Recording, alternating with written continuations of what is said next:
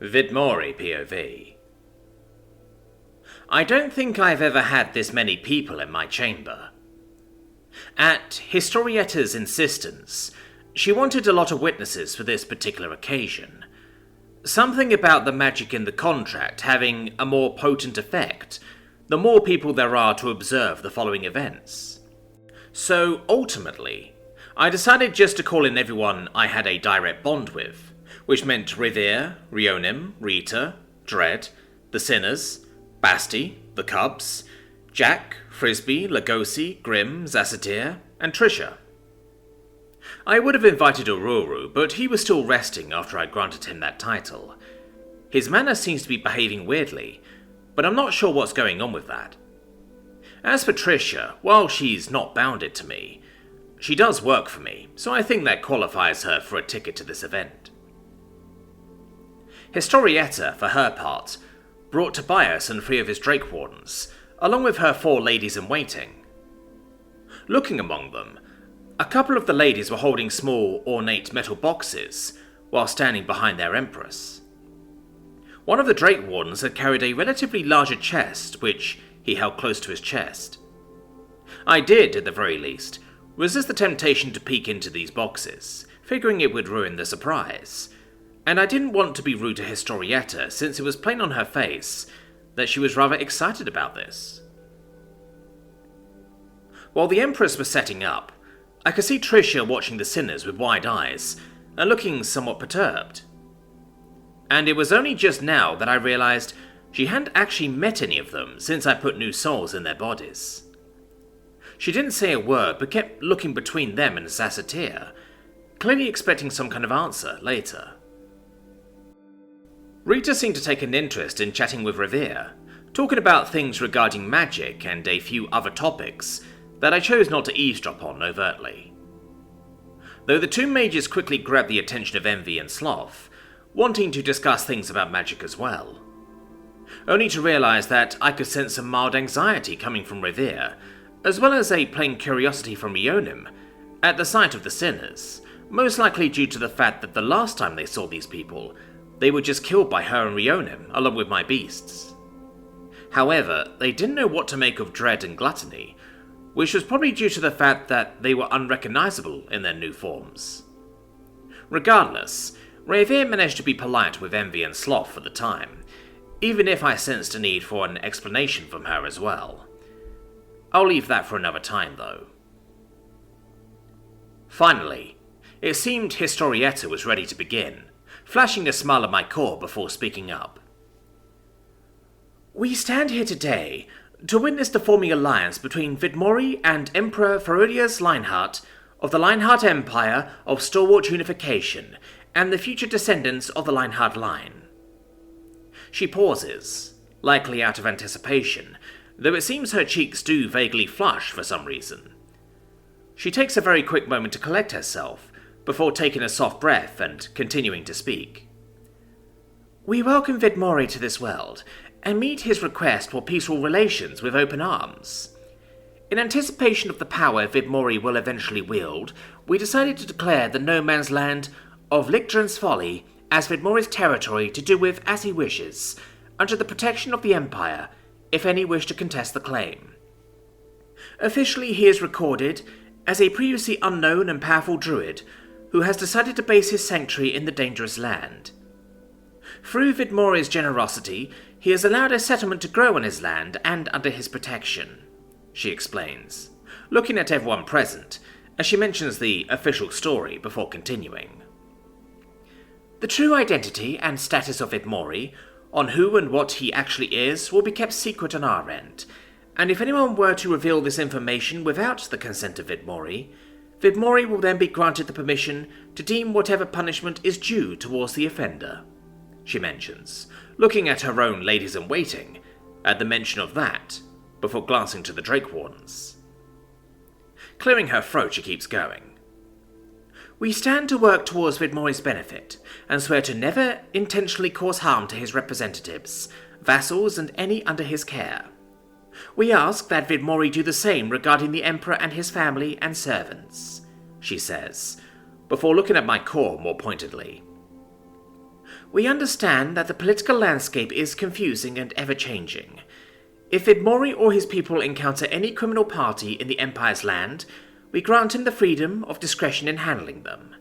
Whether it be a petty crook or a corrupt noble, as long as sufficient evidence is brought to light for the latter, the Emperor will back your decisions. Well, how about that?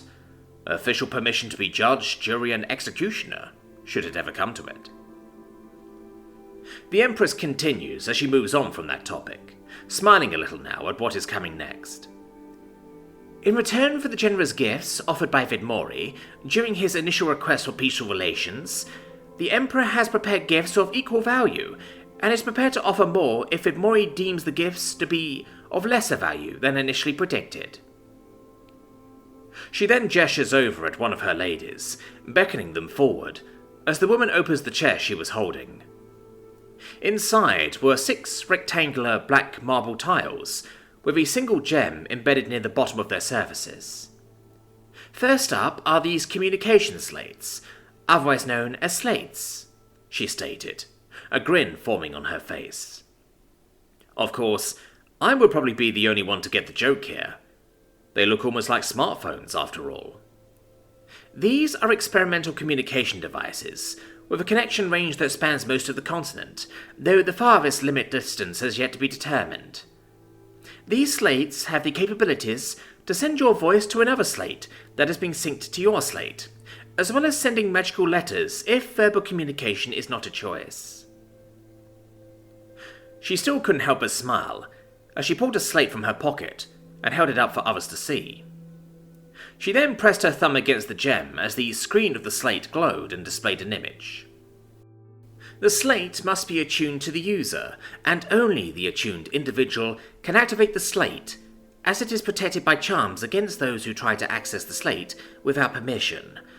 After the slate is activated, you may select who you wish to speak with or send a message to, as a list of synced slates will be detailed on the slate's display. She sounds almost like a saleswoman at some sort of convention, and she certainly has almost everyone's attention. In fact, the only ones who don't seem particularly impressed are the ladies-in-waiting, Revere and Zassatir for whatever reason.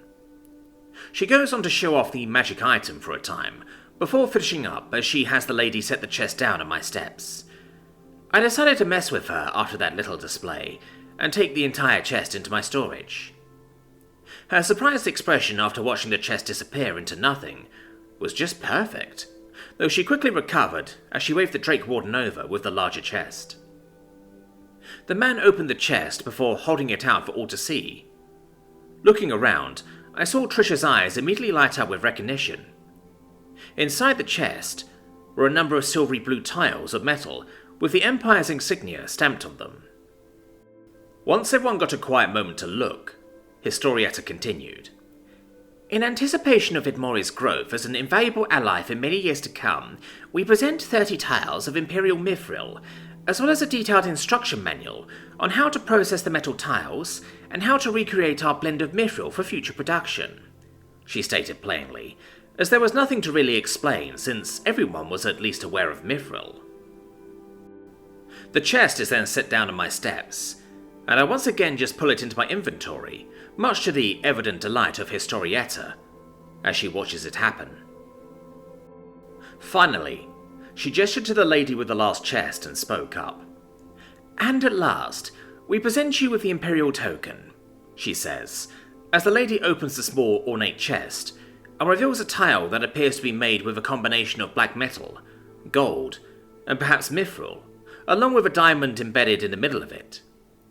These have a special enchantment that is specifically marked with the creator's manner, with only one maker having been producing these at the Imperial family's request in the last 200 years. This token allows you to enter any Imperial city without question. It even grants you entry into the Emperor's own castle if you, your vassals, or your representatives choose to visit, she explained, as the lady showed off the token. We also extend an invitation to you, your vassals, or a representative to come to the peace banquet, which will be held in 2 months' time, she mentioned with a bow of her head. The chest is also set down, and once again I pull it into my storage. She then procured a scroll of fine white parchment and unfurled it, holding it out to my core before then holding out a fountain pen. This here is a magically enchanted contract. Emperor Ferodius has already signed and infused his mana. The contents within are everything I've detailed. While you don't have to sign it yourself, you all need to infuse your own mana to seal the contract, she explained, before looking around among my people. Well, this was an important moment if I ever saw one. I look among my people for a few seconds before speaking out. Revere, as my first representative and as the one who helped facilitate this whole thing, I would like for you to sign my name. I could sense she was somewhat surprised, but she stepped forward while appearing calm and collected. Thank you for the honor, Vidmori, she stated respectfully, before walking up to Historietta and taking up the pen. After a moment, she went on and wrote out my name on the paper, using that ridiculously flowy alphabet. Once she finished, I sent out a very small dose of mana and swirled it into the paper, though as soon as I had done that, the pure white paper suddenly shifted into a sort of gold colour. The contract has been made. Thank you for being our ally, Vidmori. Historietta flashed a wider smile, as the mostly professional air about her seemed to vanish, as she rolled up the contract and put it away. Now then, how about we go eat some breakfast? I'm absolutely famished, she said cheerfully, as she looked up to the others. Murmurs of agreement coming from most of the group. If you'll excuse us for now, I'll come back and pay you a visit later if that's all right, she asked, as she looked back to my core, smiling some more as she just seemed relieved everything went well. I don't see why not, I replied simply. It's not like I'm going anywhere, and I can guess what she wants to talk about. With that, most everyone began filing out of my chamber, and I went ahead and dismissed my people as they all left en masse. Before long, I'm alone again, and suddenly the room just felt rather empty. Well, that is until I heard Ururu begin moving around. I don't exactly look into his den, but there is a lot more movement in there, unlike moments ago. I think I need some help? A voice called out from within. Wait a minute. A voice?